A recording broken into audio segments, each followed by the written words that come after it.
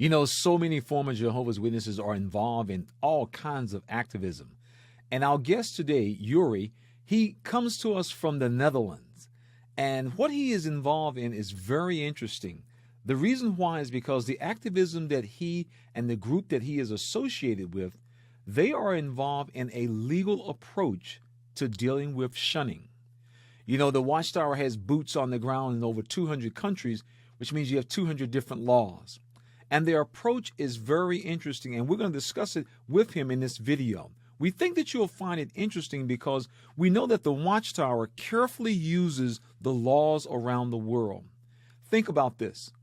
An elder who is a member of the legal department will stand in front of a congregation, in front of an assembly, and say, we as Jehovah's Witnesses, we have no hierarchy. And on Monday, the same attorney for the Watchtower will stand in a courtroom and argue, tooth and nail, that we have a hierarchy just like the Catholic Church. Well, the Watchtower uses the laws in their favor. Those same laws can cut the other way. And this is what our guest is going to share with us, how they are approaching using the laws, human rights, of how this tactic that the Watchtower uses called shunning, how it impacts people. And we think that you enjoy this. Welcome to The Critical Thought. You're listening to The Critical Thought, where we challenge our listeners to use critical thinking when examining the teachings of Jehovah's Witnesses. Youri, welcome to the program. Thank you. Hey, Youri, how you doing this morning, man? I'm doing great. Great. Good. It's very exciting. Glad to have you here. Yeah, we're glad to have you on. We've been trying to, I know we've been trying to, everybody's schedule's so busy and trying to coordinate things, kind of tough, but we found you to get with you, man. I really appreciate that. Right. So Youri, now we talked a little bit, before, your interview, and you want to tell our audience how you ended up becoming one of Jehovah's Witnesses at the age of 18? Long story short, I met a classmate who was also studying with the Jehovah Witness. And he had some ideas that at the time seemed very attractive to me. So I simply started studying the Bible first with him. And eventually with the time I moved, he lived very far away. So then at home, I studied with a brother and an elderly brother and a sister. And so on, after 1 year of studying, I became a Jehovah's Witness. So basically got baptized on my 19th. Wow. He was one of those good Bible studies, what we call progressive Bible studies. Yeah. Absolutely. Yeah. Absolutely. And you know what? My thing is, what impressed you about this group, the Jehovah's Witnesses? Yes. What attracted me to the Jehovah's Witnesses was that I used to have a fear for the hell because I used to be Protestant. And as you know, the Jehovah's Witnesses don't believe in that doctrine.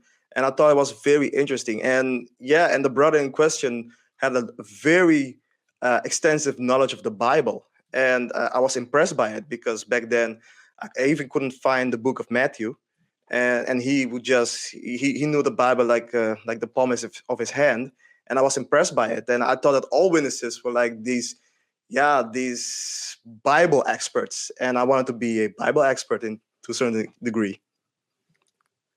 Yeah, that's a very common experience, Youri. I'm going to tell you because unfortunately, historically, most religions have just failed in helping their members to understand or even how to use the Bible.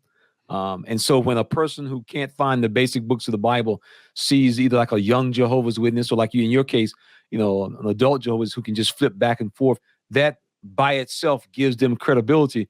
And of course, the flip side is we don't realize that their explanation many times has nothing to do with the fact that they can find the books very quickly. So, yeah, that does attract people. That is very attractive to a lot of people. I've heard that right before. Yeah. So now you became a Jehovah's Witness at the age of 19. How about anybody else in your family? Are you the only witness in your family? No, my mom came later on because also she was impressed that I knew so much about the Bible.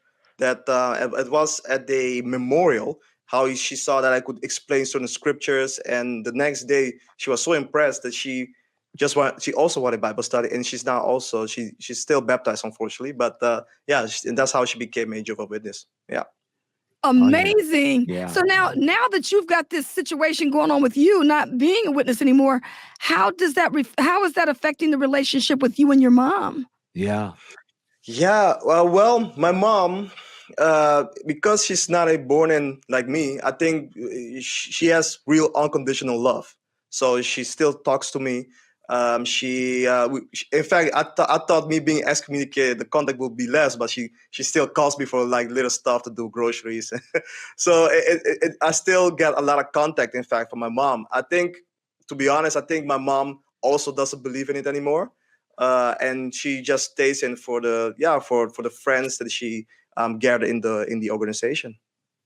Oh yeah, she's there for the social aspect. Yeah, that Right. plays a major role. That is so true many Exactly. times. Yeah. Now let me ask you a question. So we talked about how you became a witness, how you got involved because of your fear factor. Jehovah's Witnesses came along. Here you are learning about the Bible, and it's impressive. What woke you up?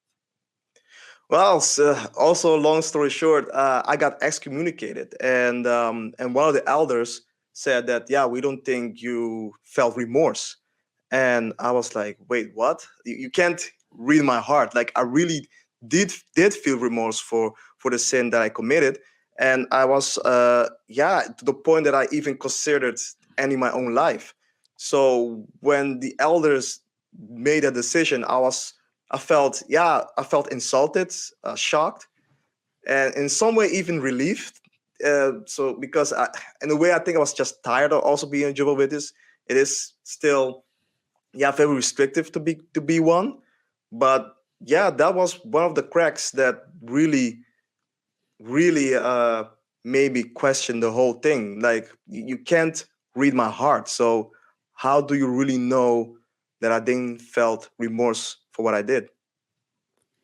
And so when you started to, begin to think, wow, this is crazy, what did you begin to do to help you to make your exit? Well, I gave myself permission. I thought, like, well, they can't excommunicate, they can't show me twice, basically. So I decided to go, you know what, let me go on YouTube and just type in ExJW Witness. And as you know, you get in this rabbit hole, and you learn, you discover that certain doctrines are not even biblical. And then at first I thought it was their own interpretations of these activists. But at some point I realized, like, you can interpret the Bible in many ways. So then I asked myself another question. Okay, but which interpretation makes the most sense? And then I realized that shunning is such an unloving, and it's not even a very effective way of helping people. It does more damage than good. And that was really the breaking point where I realized, nah, this can't be God's organization. Yeah, that's so true. The entire idea of the disfellowshipping or excommunication is very powerful. We did a video that dealt with that in the past, of how the Watchtower actually condemned disfellowshipping and excommunicating because other religions were doing it, and how unloving, unscriptural, unkind, how mean it was. And then only to turn around and, like, a few years later, like, this is a real nice tool to keep people in check. And they adopted the very techniques that they condemned just a few years before. And it's oftentimes when people like yourself, you're introduced to that judicial process, does it cause, and we hear this a lot. It was at that point they realized that I need to look at this again. Because like you said, a person is telling you, well, you're not forgiving enough. You don't look remorse. And that's true, because there are some elders who serve on judicial cases. People crying, and they'll tell you, tears don't move me, them crocodile tears. And so you got these three guys are now getting ready to make a decision about your life that's going to have a tremendous impact. And it's at that point for so many people that becomes what you can call the straw that breaks the camel's back, and they start that process, like you mentioned, of starting to do research for themselves. I mean, that's a great point, really is. But also one of the things also that bothered me is how much power they have. Like, it's just too much power that someone can just take such a part of you, and also can just take away your family members and friends.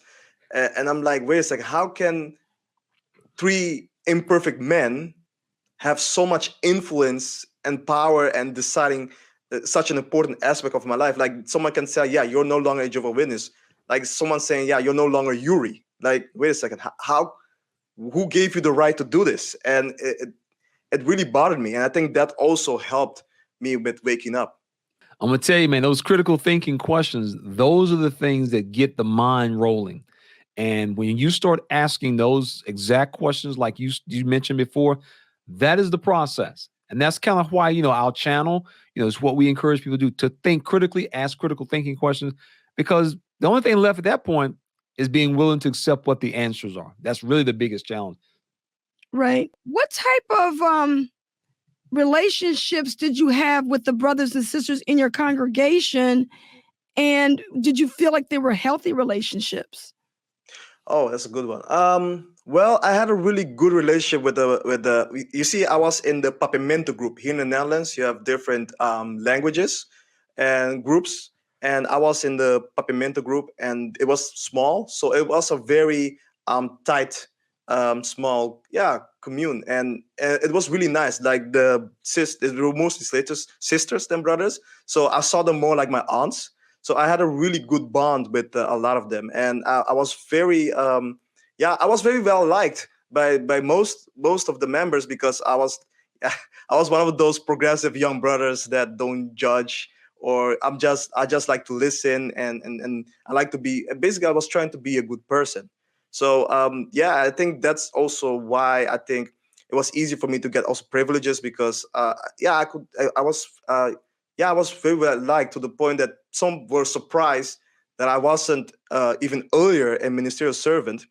But there could be reasons about jealousy from an elder or something like that, why I haven't become a ministerial servant. I don't know for sure. That's things I've heard. I can't confirm it. But I had a pretty good standing. I even became a ministerial servant. Yeah. And what about your employment status? What kind of work were you doing when you were one of Jehovah's Witnesses? Oh, yeah, I worked as a web developer, building websites for 4 days, and on mostly on Fridays, on my day off, basically I would do freelance. And also that helped me also to wake up while being excommunicated, because I lost clients, because some of my clients were Jehovah's Witnesses. And that also shook me. Like, I was like, wait a second. So if I was fully dependent on my freelancing work, and you can be excommunicated for at least 6 months, that would mean that I would have trouble paying my bills for at least half a year. So it also made me realize that not only was I being damaged or hurt mentally and physically, but also financially. And I realized how destructive the shunning is in many aspects. Oh, yes, very powerful. That's one of the first things we often hear in talking to people like yourself who has any business dealings, rental properties, or employees. They lose all their clients, gone, just gone. And so they take that tremendous financial hit. So Youri, let me ask you a question. Now that you've gotten out and you've seen what the other side is, as it were, what you had mentioned to us, some of the things that you wanted to do to help other people to come to know what you know. Could you share with our audience what you are doing and what you're actively involved in to help other people as well? Yes, it started with me posting my first YouTube video. I made one in Dutch in a separate channel, and then an English one in another separate channel for my family members in America. And one of my colleagues saw the video and then sent me a link of an activist called Henri Dahlem. And he was one of the chairmen he's the chairman of the Dutch Committee against JW shunning here in the Netherlands. And I decided to call him because he was in the news for going against the shunning rules done by the Jehovah's Witness. And I called him. I was like, I really wanted to be part of this. So basically, we're trying to do the same thing like we're trying to do in Belgium. Is in Belgium they're not trying to basically make the Jehovah's illegal or trying to get rid of them, but basically saying like, okay, everybody's free to practice their religion, but there's certain doctrines that are just too dangerous for the well-being of an individual. So what they did in Belgium is basically saying that the shunning is basically discrimination, and that's how they won the case. So the one leading that cause in Belgium was Patrick Hayek, and we now working together with the Belgians, and they also pretty much have a template where we're also using here in the Netherlands. Unfortunately, we can't use the same basis for racism. Here in the Netherlands, the laws are a little bit more complicated, but basically we're going with saying that it's a damage of your reputation. So being shunned and being when once a elder publicly announces that you are no longer a Jehovah's Witness, that is a signal that people have to take action, that you are now socially dead, so that people cannot speak to you. And basically, we were able to make a petition, and there are now like thousands of people who signed it, even non-witnesses who also think it's very unjust.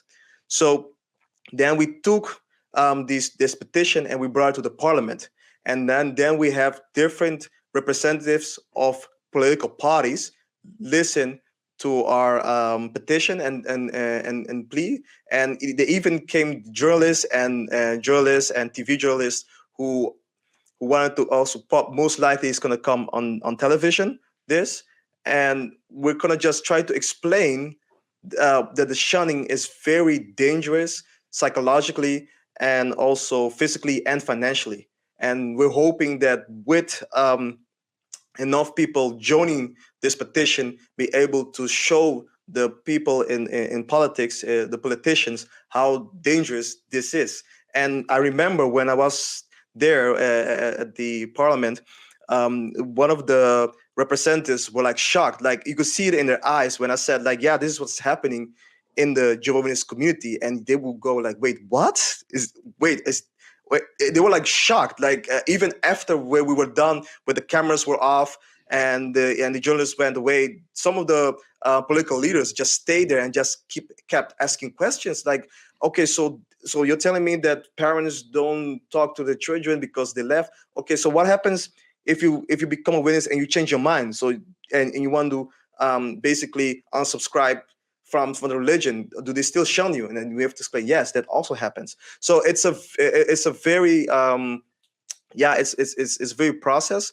1st of June, if I'm saying this correctly, we're gonna go again, and then we're gonna explain our experiences. So if anyone watching this video who is a Dutch native speaker or lives in the Netherlands, you can go to the website nowistetime.nu, and you can also take part of the petition and help making the shunning basically illegal for the Jehovah's Witnesses to practice here in the Netherlands. Yeah, you made probably the most important point about Jehovah's Witnesses, and that is the lack of understanding of what goes on, quote unquote, behind the curtain. And this is where activists like myself, you, my wife, other people, this is where what we come in plays such an important role, because part of what we do is to educate people about Jehovah's Witnesses, because the witnesses have a wonderful public persona. And when you, as you mentioned before, when you start telling people, do you know that this is what they do? You get that reaction. I mean, we have gotten that reaction so many times from people. It's unreal. And for us, that is the most important point, because remember, when people are approached by Jehovah's Witnesses, generally speaking, they know little to nothing about them. And when they can find out these types of things, then they can intelligently ask a Jehovah's Witness when they're getting right to consider having a Bible study. Let me ask you a question. If I decide not to be involved 5 years later, what happens to my relationship with me and my kids or my cousins and so forth? And These are the type of questions, and then they can give you examples. I work with a guy right now. His mom ain't talked to him in 5 years. And so all of a sudden, the witnesses are being confronted with issues that they don't discuss. These are quite, shh, don't talk about that. And so all of a sudden, like you said, you put this before politicians, and they begin to see that this is an interesting approach, because this is really a continuation. I don't know if you read, because we've been around for a few years, the Watchtower has actually changed the way they make the announcements. when someone is disfellowshipped or reproved and so forth, especially this fellowship, is because of this very reason. The lawsuits, they have been charged and sued for slandering people's names, damage to them. And so this is a very interesting approach. And when you're dealing with a lot of the Western countries where they recognize people have certain rights, this makes it very, very difficult for a group like Jehovah's Witnesses. Yeah. So now, Youri, how long have you been involved? Because you said you left. Did you tell our audience how long you had been gone? Yeah. It was 1st of April 2021 where I officially got excommunicated. And I think after a few months that I started doing activism, because at some point I realized that people need to know. Because this is the thing, because a lot of people talk negatively about the Jehovah's Witnesses, but they don't really have good reasons, or they have a lack of information. And now I think I can tell people, okay, see, the reason why you should reconsider having a Bible study is because of this and this and this reason.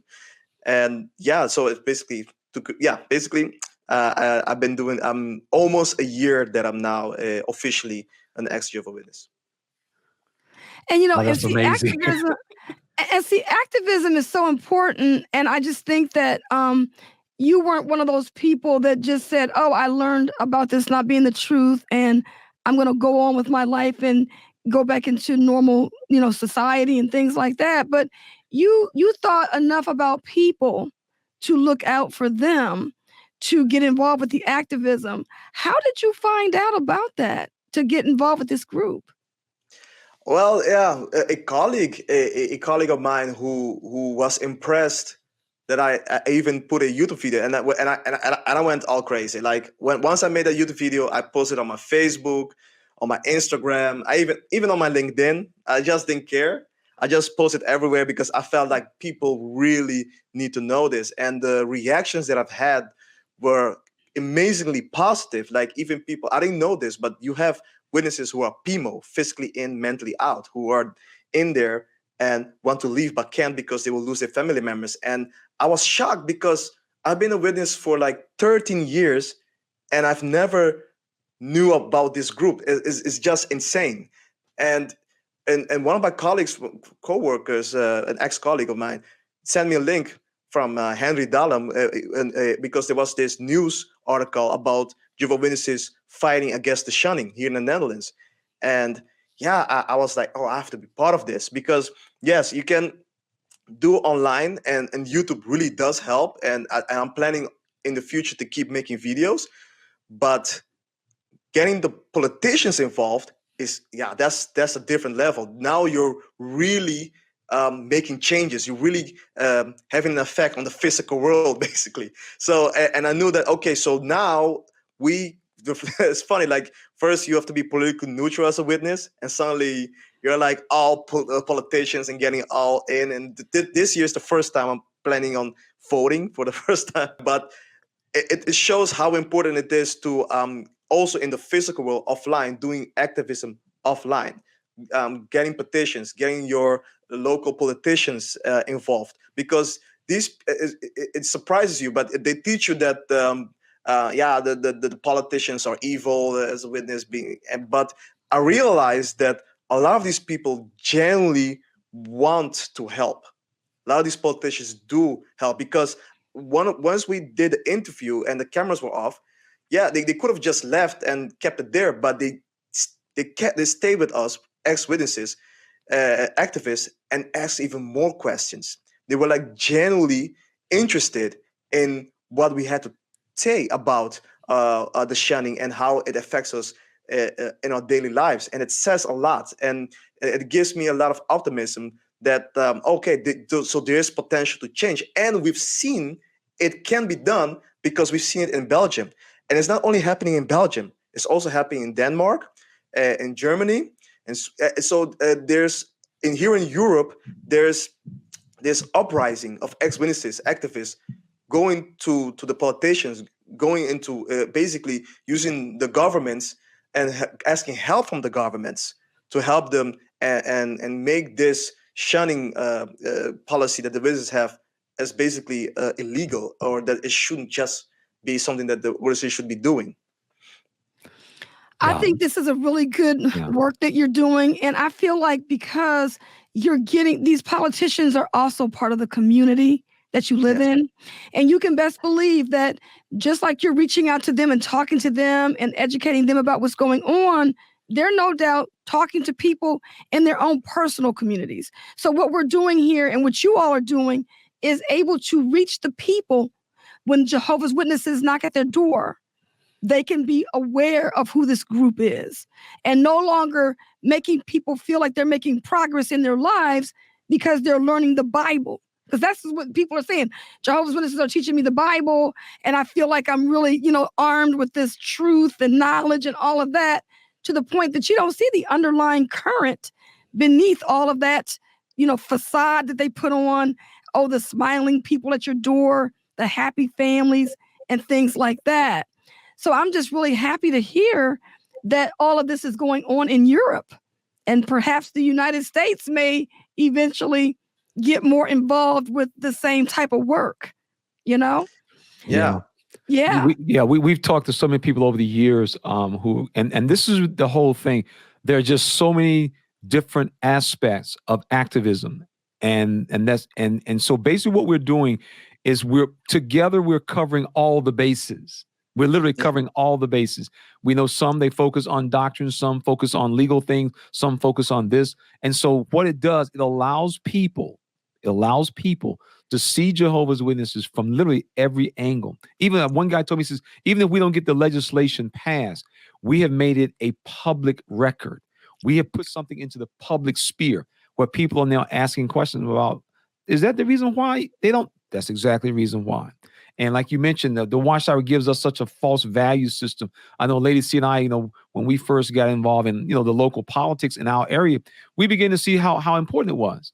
We pay taxes, you own property, you want to make sure the schools, the buses, the roads are clean. And so all of a sudden, all these years, we had nothing to do with that. And like you said, now you are literally part of the community that you live in. And so you participate in the community that you live in. Yeah. So what kind of advice would you give to our listening audience, for people who are waking up and they're too afraid to really take action with their lives? Maybe the PMOs. Maybe what would you say to the PMO community? Oh, wow. Yeah, that's that's a good question. Well, one thing I would have to say is that if you're PMO, you probably already know that that God and the organization are just two separate things. And that at some point also, you can move on with your life, and that's good. And not everybody should be an activist. I do agree with that one. But I think by helping, you're not only helping yourself, but also others. Like, it's bigger than ourselves. And I realized it once I started doing this activism, how a lot of people really are negatively affected. And imagine, what if we actually do get a legislation passed? What if this activism and the politicians actually start taking action? That will mean a great things in the future, meaning the more freedom for you to really live your life without the fear of losing your family members. And it really would help. And once again, if you're a native Dutch speaker, and you should really consider at least signing the petition and contribute in helping with activism in any way you can probably do.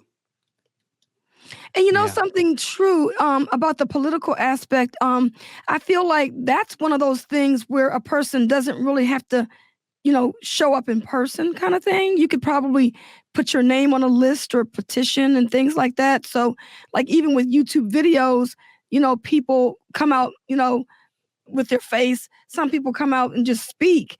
But there's other ways to be activists besides showing your face and stuff like that. Because, of course, the PMOs, we know why they're PMO. We know they're PMO because they can't afford to be cut off from their family for different reasons, And so there's other ways you can help. But at the same time, for the people that are PMO, it's really sad because they're wasting away so much of their lives while they're waiting for the things or the situations to get right in their family so that they can start to live for themselves, which is really kind of, pretty bad for them. You Yeah, know. Yeah. that's probably the saddest part for so many persons who are primos is that and we've talked to them when they finally make that move. They're like, man, I should have been out here 3-4 years ago. And so it's very unfortunate. But we realize that everybody's situation is not the same. And we tell people you have to do what is in your best interest, because this is really the first step. And this is where you're first starting to take control of your own life. So you have to make the move when you feel that it's best. Don't let anyone tell you to do otherwise, because nobody will be there when you hit the ground. So you have to make sure that as you make your moves, you're making them at the time that you have considered to be the best time. Exactly. Yeah. And Youri, what about your mental health? You said that you were contemplating taking your own life, when you realized that they were going to excommunicate you because they felt like you weren't remorseful enough. How did you settle that in your mind after leaving? Well, one thing I always recommend is to seek professional help. So one of the things I did is I went to my doctor. I just one day just walked in and told my doctor, yes, I told her everything. I just told her, yeah, I got excommunicated and this happened, that happened. And yeah, I mean, like, the doctor was looking at me like, wait, is this happening in the witness? Like, it shows also the complete ignorance. Like, she was also surprised, like, oh, so when you get excommunicated, this and that. And so at some point she just referred me to a psychologist. And I also went to a psychologist, spoke, and I only had like 1 hour and I already felt better. I already started to feel like, and my family members, my sister, she realized, she noticed, like, wow, in your last video, you seem more peaceful. Like, yeah, because I've learned to let my anger go. The psychologist gave me also the advice to redefine who I am, because when you're Jehovah's Witness, is basically part of your identity. Like, when someone asks you, how do you identify yourself, or who are you? You say, I am a Jehovah's Witness. You say that proudly. But now that that's removed, okay, who are you? And it's a journey right now, and I'm excited about it. Like, now I'm like going, okay, who is Youri now? And it's a very fascinating journey. There's no end point, but the journey itself is very satisfying. And that's where I'm going through right now. And it really helped me a lot. And also doing research, once I realized also that Jehovah's Witnesses are simply a doomsday cults made up by some man who had some obsession with pyramids and numbers, I realized, oh my God, I've been bamboozled. I've been bamboozled. Yeah, I got hoodwinked by silly doomsday cults, and all these things really helped. Also, what helped is, if it's possible, to get yourself surrounded by loving family members. It's not always possible, but in my case, I'm lucky that most of my family members, if not most of them, are not Jehovah's Witnesses. So I was able to just go to a good friend of mine also who used to also be a Jehovah's Witnesses, and he lives in England. And I would just crash at his place for a week. And he's also a very interesting story. His whole family stopped. They just gathered one day and they said, we're done with being witness. And I just crashed their place for a week. And that really helped, because I was surrounded by loving people. And I think all these things, by doing research about the organization and doing real research, like knowing exactly what's going on, but also surrounding myself with loving family and friends, and also getting professional help, getting a psychologist, someone who can really pinpoint the right places where you have to look and rethink and give you the right professional advice. All these three things really help me to get my mental health better. That's Excellent. good. That's good. That's really good. Yeah. Can I ask you a question, Youri? Sure. When you started out, you said that you were introduced to Jehovah's Witnesses by one of your classmates. Could you share with our audience whatever became of that classmate? Yeah. He also stopped. Like, he was apparently, when I got excommunicated, he was like 4 years. He was a PMO. And so at some point, I even helped him write his letter. And so it's really nice. So now we're friends. So we came together in the organization, and now we're out of the organization together. So it's really funny. Excellent. That's That is crazy. funny. But you know what? We used to laugh about this, and Yeah, I and know. I used to talk about this, and I would say, can you imagine going to the book study and you've got like 10 or 15 people at the book study? When this is when we had book studies, because when we were in, they had the weekly 1-hour book study. And so I said, could you imagine sitting at the book study and everybody is sitting there thinking, well, they're all PMOs. And everybody is saying, I don't want to be here. But because of the Watchtower's restriction on Yeah. being able to talk about how you feel about them, you can have a group of people that's just going and just following the rules and not wanting to be there, but everybody wants to leave, you know? And Yeah. so that's how your friend was. It's like, oh God, who's gonna like step up to the plate first and say something? Yeah.